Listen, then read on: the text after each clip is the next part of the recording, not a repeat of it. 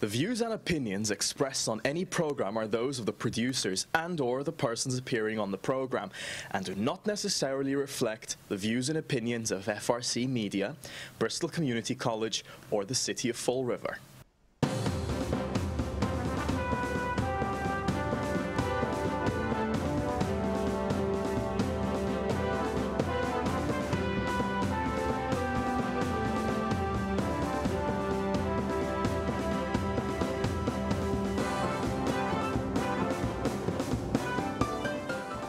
Well, hello. Welcome to Spindle City Straight Talk. I'm Chip. And I'm CJ. And it's Friday. Welcome back, Chip. Thank you. How was your assignment in Las Vegas? Very interesting. I found that the economy is doing well. It's alive and well out there. And, you know, I got a lot of information and we'll cover on another show. But we've got so much to do today. You missed Monday, the storm, and I beat the storm. So all you people that lost your power, I heard it was a tough one. Well, as of this morning, all of Bristol County, Massachusetts, everyone has their power back. Well, so good. That's good news. 4 days it took them, but they got it in. Well, and today is the day after the debate. The debate. But before we get into that, I have to say, because I had posted last night that shortly after it occurred, I had gone to Leo Pelletier's chow mein dinner. And I went in and I was talking to a couple of the politicians that were there. I was not eating. I don't like chow mein. I only like a particular type of chow mein. That's sacrilege in Fall River. Yeah, I know. But I only like a particular type of chow mein, and they don't have it at Leo's time. And I was talking to Steve Camara. And we were talking about how the city website had gone down on Monday, and that's why all the meetings were canceled. And this gentleman, this Goomba, came over. Goomba. And he said, "We don't need your," and I'm going to say fecal matter, but he used another word. At this time, I said, "I'm not doing any of that." I said, "I'm talking to Councilor Camara about the city website going down." He says, "You want to talk to the politics with the elected politicians? You do that somewhere else, but you're not going to talk politics at this time." It was a political time. It was a political time. We cannot talk politics at a political time. No, okay. we talk about that in church. That's right. As Tony Texera said, we talk about that in church. So he says, "I think you should go." I said, "Do you want me to leave?" He says, "Yeah, I think that would be the best thing for you to leave." I said, "Okay." So I started walking towards the door. As I started walking to the door, I'm halfway across the floor at the Liberal Club, and anyone who knows the Liberal Club, they know how that is. So all of a sudden, these two other Goombas come out of nowhere, and they follow me out to the parking lot. So, of course, I'm like I care. So I'm about going over to my truck, and a woman comes up to me. She says, "Oh, why don't you come on inside, sit down with us, talk with us. You know, you can have something to eat." I said, "I don't eat chow mein." I said, "Plus, I've been asked to leave. You see the two Goombas over there? They don't want me here." Well, she got ballistic, and she started calling Leo every name under the sun. And "I'll eat his food, but I'm not going to vote for him." Well, you know, CJ, and I know you're going to more say, but I mean, the thing that gets me is if you have a political time, even if people who you maybe perceive as an opponent, that's your chance to maybe win them over. That's right. So why would you throw voters out of a political time? I'll tell you what, you really did well to get thrown out of a time. Well, I wasn't the only one. Another gentleman went after I was there, and they stopped him at the door. And they wouldn't let him go through the door. At least they gave him that dignity. Yeah, technically he didn't get thrown out. He never got in. He never got in. But you got thrown out. But it was great because Leo's daughter, Pelletier O'Brien, said, "I told you 2 years ago you're not welcome at our times because you do nothing but cause trouble, blah, blah, blah, blah, blah." They're still blaming me for something that someone else took credit for. Now, you know me, Chip. If I file a complaint, I'll wear it on my head that I filed the complaint. That's true, and I know who filed that complaint. Yeah, so do I. We both do, and he says it freely. And it wasn't you, and he'll admit it freely. So, I mean, matter of fact, he was talking about it last night at the debate. So. Who, by the way, Mr. Pelletier was not at the debate. So, you know, and some people say it's so sad that he's got to run again. why is he running? I said, maybe it's for health benefits. But if the charter passes, he won't get any health benefits. Yeah, well, that's another story. There's another story. And Monday we will talk about the charter on Monday. We will talk about the charter at length. Ad infinitum. And we will have a special guest. Ad infinitum, that's for sure. So, what did you think about last night's debate? Well, I thought it went okay. But look, we've had so many debates, and I think the questions were a little bit more pointed. I thought the questions were pretty good, and I think they went some places that they hadn't gone before. But that's the whole problem when you look at something like this. The problem with debates is that, and there are so many of them now. Now there's like 3 or 4 debates in a row. They don't get a chance to fact check. And the problem with debates is people begin to say things and they're totally inaccurate. But if it sounds good and you don't hesitate, you can basically say, your answer can be the moon's made of green cheese. And if you say it with a little bit of conviction and nobody checks, you're on to the next debate. And if you don't get called on it, well, some people are going to just take that as, okay, it's a good answer. And, the problem is that, we did it a few years ago, and I think I really would like to see it again in the next cycle. I would like to see a longer debate with a section for Lincoln Douglas type. Well, the mayor refused to do a Lincoln Douglas type debate. The mayor's campaign team. I'm not going to say the mayor's campaign team. They did not want Lincoln Douglas. Yeah. But I think if they don't want to show up, well, if they want to walk out for the Lincoln Douglas, I think a lot of, that opens up a lot more doors. It does a lot of interaction, because this rebuttal of the rebuttal of the rebuttal, by the time people get over, they're totally confused. They even forgot the question. No. Because they go off on a track. But I think, both of them made points, and I think there were a few issues that, they talked about. He took a shot at her about the retirement system, which I thought was rather ironic, because number one, his position wasn't accurate.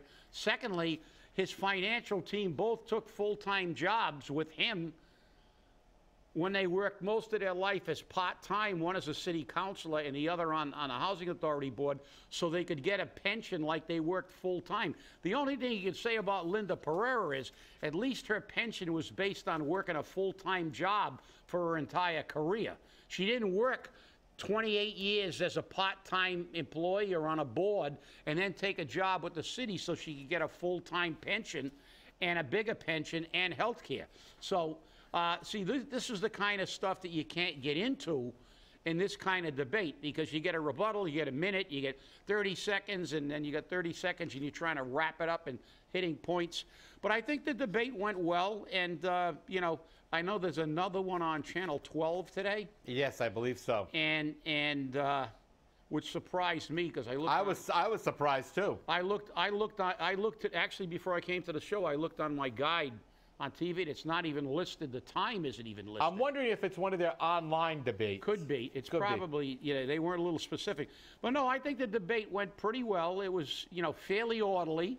And, as I said. And it was actually, the people were actually civil. Throughout the, before, during, and after the debate, people were civil. There were a couple of little, cat calls, and, little boo.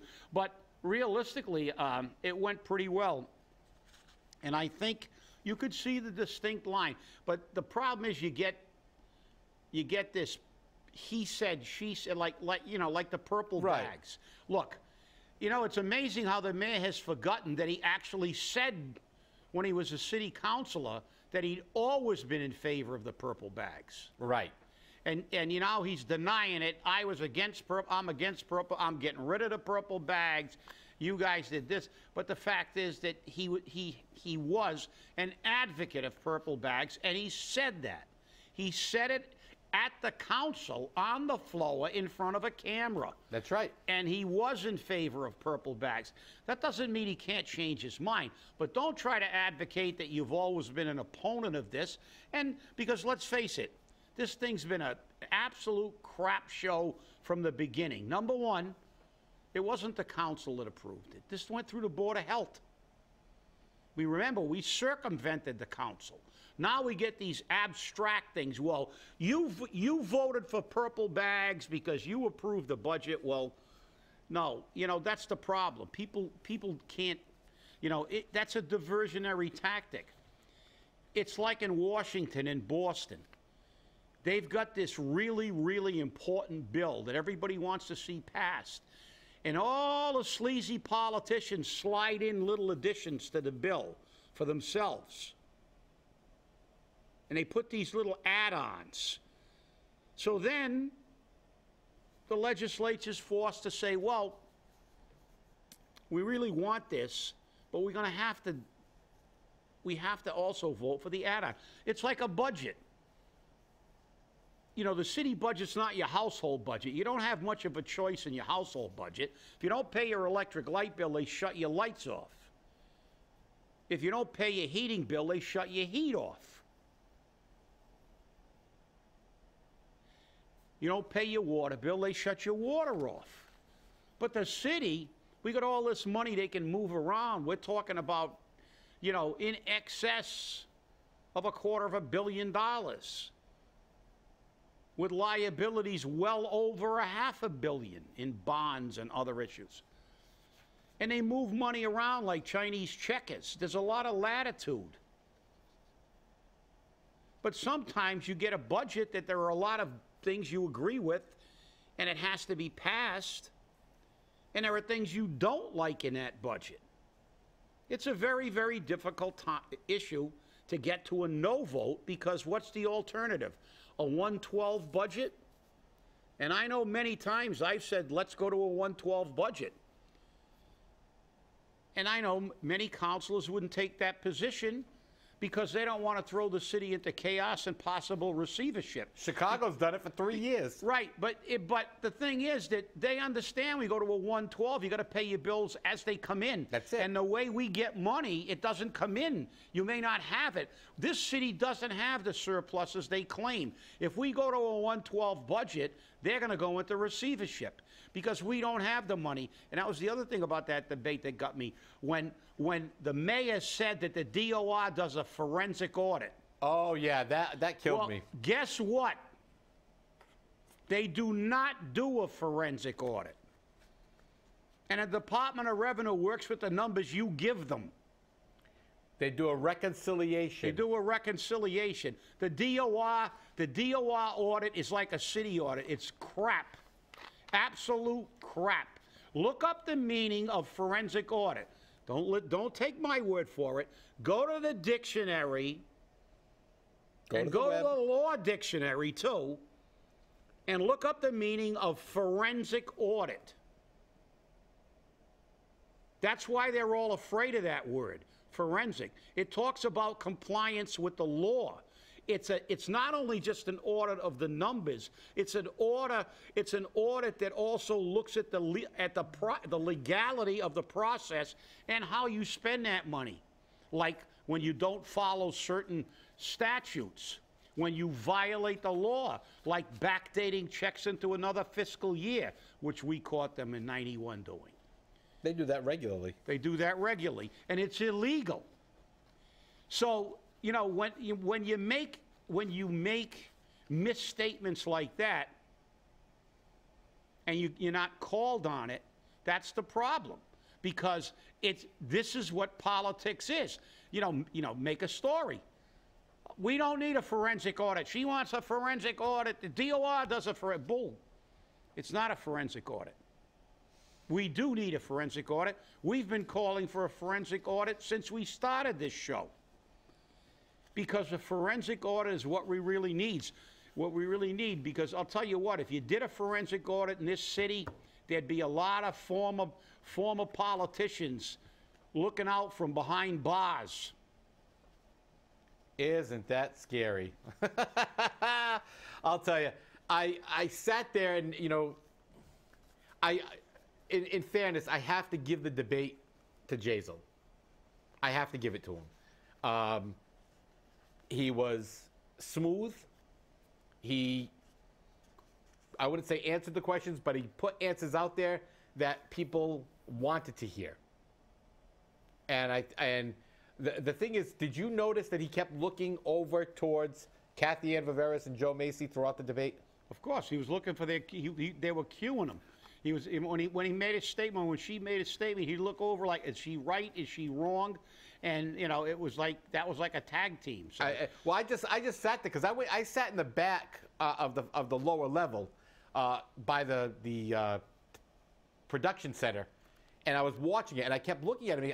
I saw him kept doing this, and I'm like, okay, but hey.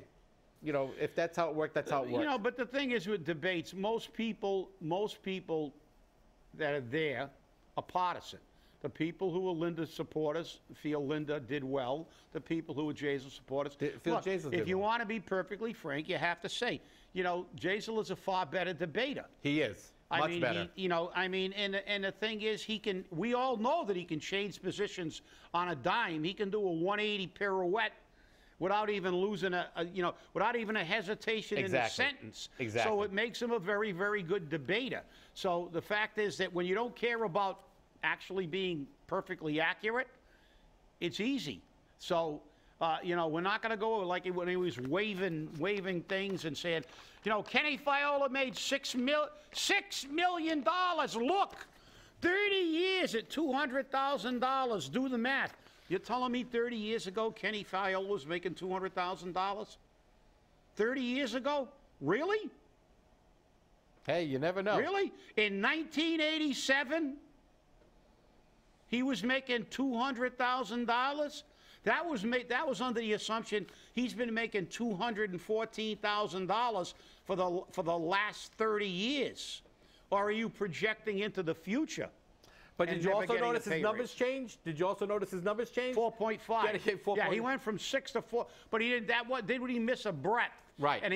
But you see, that's the thing. He transitioned so well, and he started he talked about $6 million, and he showed the paper, and then 2 seconds later he's talking about 4.5 but he never. There's no hesitation in his delivery. Well, it's also he's a good debater. It's also the same thing when he talks about the free cash, the rainy day fund, or whatever, the rainy day fund, or whatever it is. That's gone from $5 million to $6 million to $7 million to $8 million. Well, it's just before the election. Maybe by Tuesday it'll be $9 million. Yeah, I mean, there's a debate today, so it's probably going to be today. And by the way, free cash isn't free. That's right. That's cash that's your tax dollars. That's overtaxation. That you got overtaxed. So the higher it is, the more you got overtaxed. And basically what free cash is, because we cannot deficit spend, it was money that was budgeted for something and wasn't used for that specific But did you notice his mantra for this entire election cycle has been, we've done all of this without using free cash. Yet yesterday, he said, we will use free cash to meet some of these debt needs. What? I thought we don't use free cash. Yeah, but that was the last sentence. Yeah, exactly. That sentence. But, you know, that's the problem. It's problematic. When people watch a debate, they're not, you know, they're not really that well educated in what they're talking about, and they're taking their word. And it's like when he said, our financial team is totally transparent. And I'm looking at again. I'm looking again at the Herald News, talking about the King Philip Mill, says the administration can't talk about Plan B. Transparency? This is not the first time that our financial team has refused to divulge anything. I hate to tell you this, but that's our money. Free cash is the money that they got back from health care and salaries for positions they didn't fill, that we paid to fill, and other things that we had paid for in last year's budget. They take it at the end of the year, and then they call it free cash. It's a euphemism for stealing the money they overtaxed us for. Yeah, and, you know, it's very interesting, you know, when you come to that transparency thing again.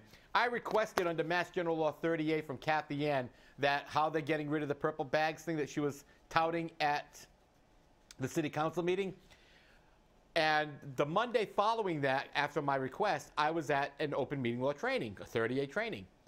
And I asked a specific question. If a document is presented but is not distributed to the board, the public body, is that document supposed to be listed as one of the documents used in the meeting? The law, and here's exactly what I was told. The law says that if it was present at the meeting, yes. Kathy Ann said that it's work product. When did she become a lawyer? She presented it at the meeting. She had it present there. Anything she brings and refers to, anything, she brings it there, she refers to it, it's present at the meeting, it's got to be part of the minutes. It's got to be part of the documents. And she doesn't like that. And I know Joe Macy doesn't like it either, because they've only got another day or two to provide me with that, how they're getting rid of the purple bags thing. Because from what I've been told from everybody, including city councilors, they don't know how they're going to do it, and neither does she. Neither does she. Where's the transparency there? We know why Mary Sahadi's working there. She's working full-time for 3 years so she can get a full-time retirement and get her health benefits. That's the only reason why she's there. She hates the fact that we know that. She hates the fact that we say it, but that's the way it is. Because she served on the Housing Authority Board, which they moved to put the Housing Authority Board members into the retirement system. And also, that's why Kathy Ann gave up her council seat to take a full-time job, because now she's going to get a stupendous increase in her pension. Right. So, of course, look, I mean, I can't blame them. No, you can't. I mean, you can't. Yeah. But the thing is, tell me that that isn't an abuse of the system. Right. When you're going to condemn somebody for saying, oh, she's doing this to bump up her pension when she can't because of the way the new law. But the fact is, he was wrong about that. But when you got 2 people on your staff who took that job, who worked the majority of their life, and I've said on this show before, look, the law's the law. If the law says it's allowable, there's a fiduciary obligation to follow the law. That's what a lot of people don't understand. They think that people, you can just do whatever you want on a retirement board. Well, guess what? I'm on the retirement board, and I've gone to a couple of national seminars. And the first thing they tell you is you are fiduciarily liable. That if you violate the law or don't invest properly, you're subject to a lawsuit. It's your obligation to oversee your fiduciary responsibility and ensure that money is given to that board on time and that is invested properly. You just can't do whatever you want with that money. That's not your... And as a matter of fact, we saw that. We saw that. When I first got on the board, I went before the council and showed them from 2002 to 2012, the retirement system in Fall River went from 80% funded down to 40%. Why was that? The city underfunded the system by nearly $90,000 during that 10-year period. 89 million, I'm sorry. $89 million in comparison to New Bedford. And we went from 80% funded from one of the best retirement systems to one of the worst. Now we've adopted a thing that will get us back, and we're moving back up the scale. But I still had to go back a couple of years ago and in front of council to get them to pay on time, because that would have increased the unfunded liability. That's what a lot of people don't understand. It's not just about giving everybody that wants a retirement, they work a couple of years full-time, you give them a full-time pension. Well, that, number one, is a disservice to the people who put in 35 years and 32 years and 40 years working full-time to get their full-time pension. The only people that get this kind of treatment are politicians. We know hacks. We know about the sheriff in Braintree that they allowed to circumvent the retirement law. He got to retire with his full pension, come back and work full-time for a full-time salary with no penalty on his full-time benefit. And then they wonder why these people, this pension system will cave at some point in time. That's why it's important to look and make sure that we're getting our money on time. You have a fiduciary responsibility to be fair to everyone. The law is the law. But it's when they circumvent the law and do that, and then they wonder why. Because what's happened now is the people who are active employees, what happens 20 years down the road when they retire? and the system is in a toilet because all these politicians scam the system, your benefits are going to get cut, active employees. And that's what we're there to try to avoid, to make sure that this pension system is solvent when you get there. And you know, this is the whole thing. When they start talking about this stuff at debates, they're giving you a kind of a half truth, a misinformation, and that's one of the problems with debates. You know, you don't have time. It's not like a presidential cycle where they're getting a debate 6 or 7 months before the election or 9 months before the election, where you got CNN and Fox and everybody else fact-checking everything that was said at the debates. You have a debate, you got a debate the next day, and then everything, and unless you listen to every debate, you don't see when somebody's called on something they said at a previous debate, because there have been how many debates already? 5? 5. And today it'll be 6. So, you know, you can't keep track without a scorecard. And what's really interesting is at the Portuguese debate, the HTB debate, I don't like saying Portuguese debate, the HTB debate, it was a joke. It was in Portuguese, though. It was in Portuguese, though, but it was a joke. Frank Batista actually asked the candidates to kiss. That is an insult. It's also kind of sexist. It is. In It's today's sexist. Society. Yeah. It's like, okay. It's sexist. Did anyone say it was sexist? Did anyone go out and say that that's sexual harassment by the moderator? But that's what it was. And I would have been highly offended if I was on that debate team. I mean, I don't want to kiss Jazel.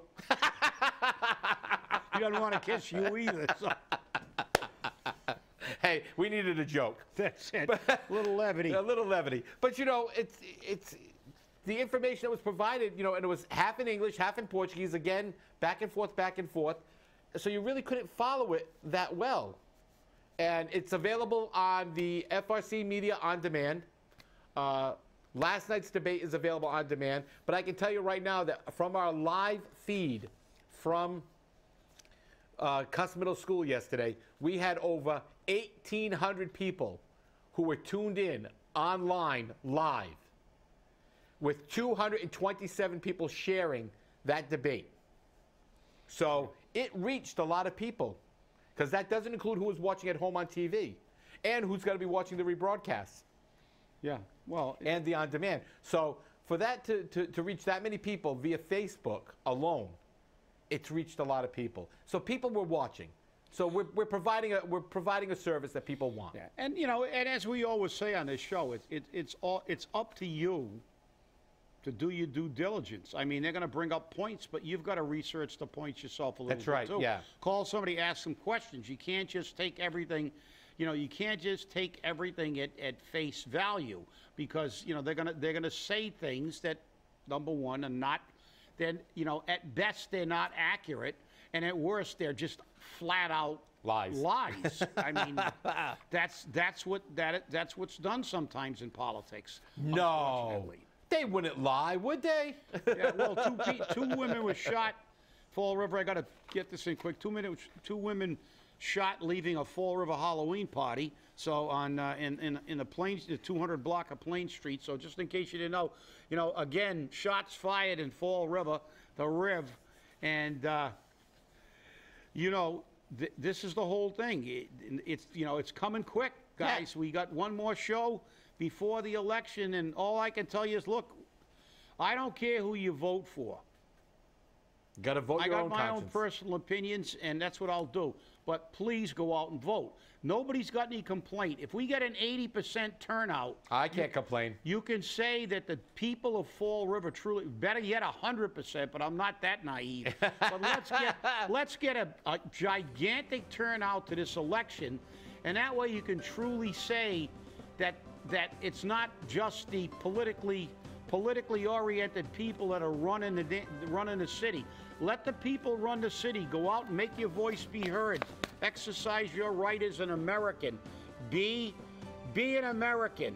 That's Vote. right.